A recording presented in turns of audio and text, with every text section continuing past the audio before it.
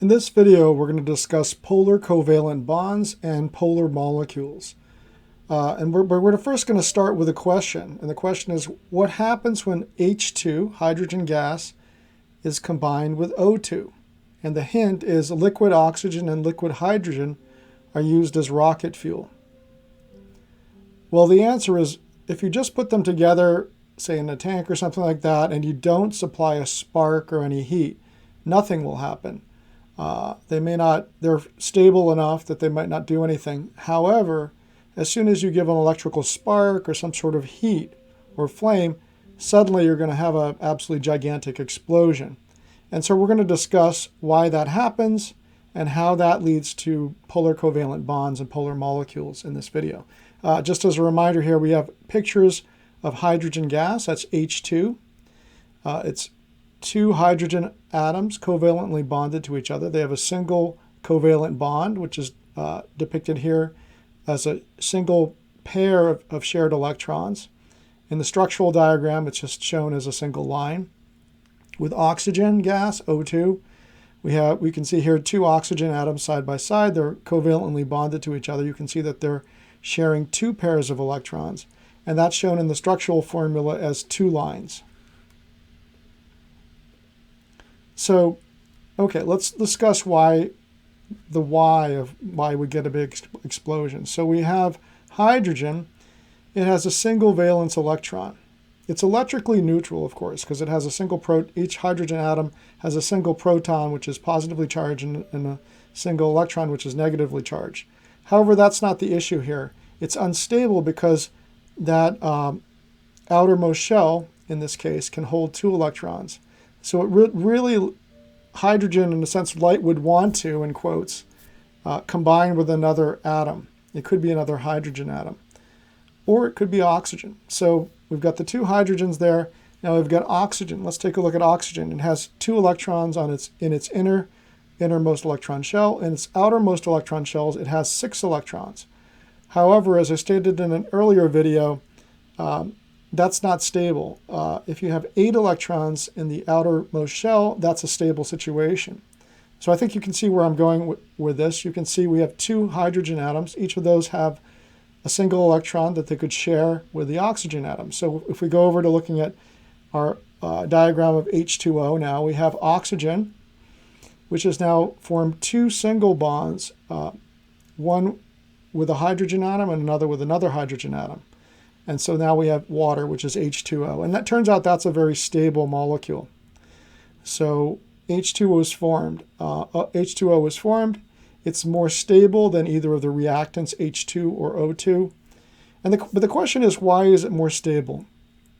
I mean, if we based our stability based on the idea that we have filled the outer electron shell, H2 fulfills that criteria, and so does O2.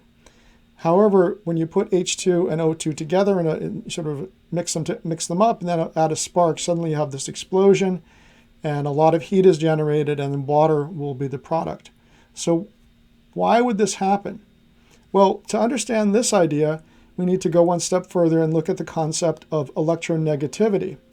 The tendency of an atom or molecule in a molecule to attract the shared pair of electrons towards itself is known as electronegativity.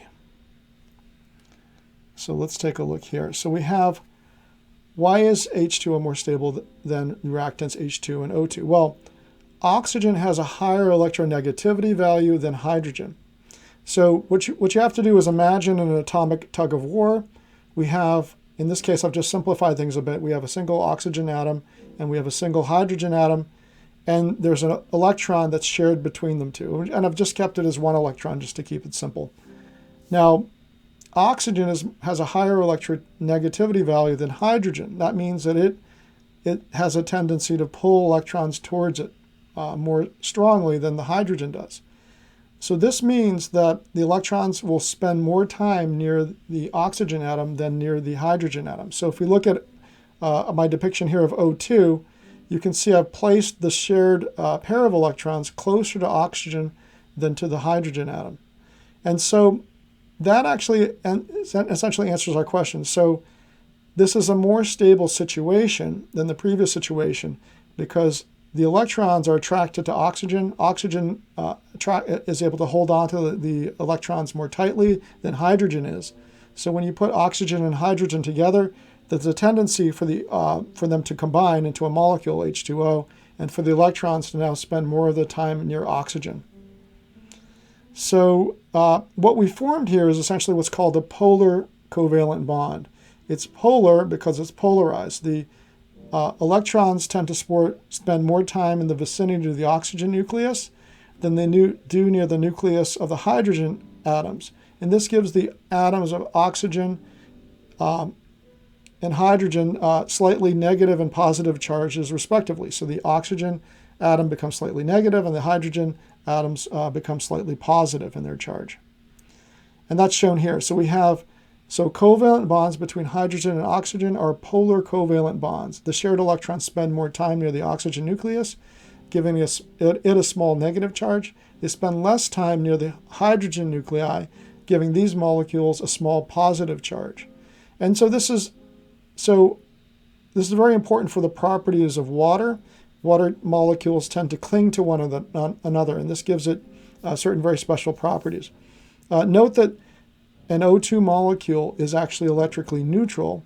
It doesn't have an overall positive or negative charge. However, it is polar because it's slightly negative one end and slightly positive at the other end. Okay, so just to summarize, polar covalent bonds are bonds in which you have electrons that are not equally shared.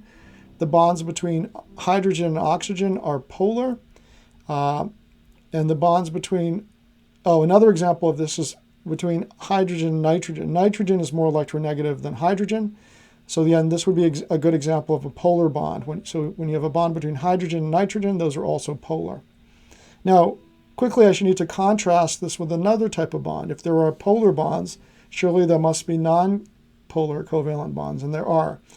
One example is when you have electrons that are shared equally between atoms of the same element. So an H2 gas, hydrogen gas, that's a nonpolar molecule because the two hydrogens have equal electronegativity values, so they share the electrons very nicely with each other. They're very equal. Oxygen gas, O2. Now, oxygen is very electronegative, but if it's paired with another molecule, another atom of oxygen, they're equally electronegative. And so we don't have a polar bond there because they sort of have this, again, this is sort of atomic tug of war, and everything's equal. Now, we also consider some bonds to be nonpolar covalent bonds between different elements. And this occurs when electrons are shared almost equally between two atoms. And a good example of this would be carbon and hydrogen. They have close enough electronegativity values. They're not exactly the same. Carbon is slightly more electronegative than hydrogen, but they're close enough that we consider these bonds to be nonpolar. An example of a molecule that would be nonpolar would be methane. So it's CH4, and you can see a picture of it here. This is it has nonpolar bonds between carbon and hydrogen, and therefore the overall molecule is also nonpolar. Okay, so we'll stop there, and we'll discuss some other types of bonds in the next video.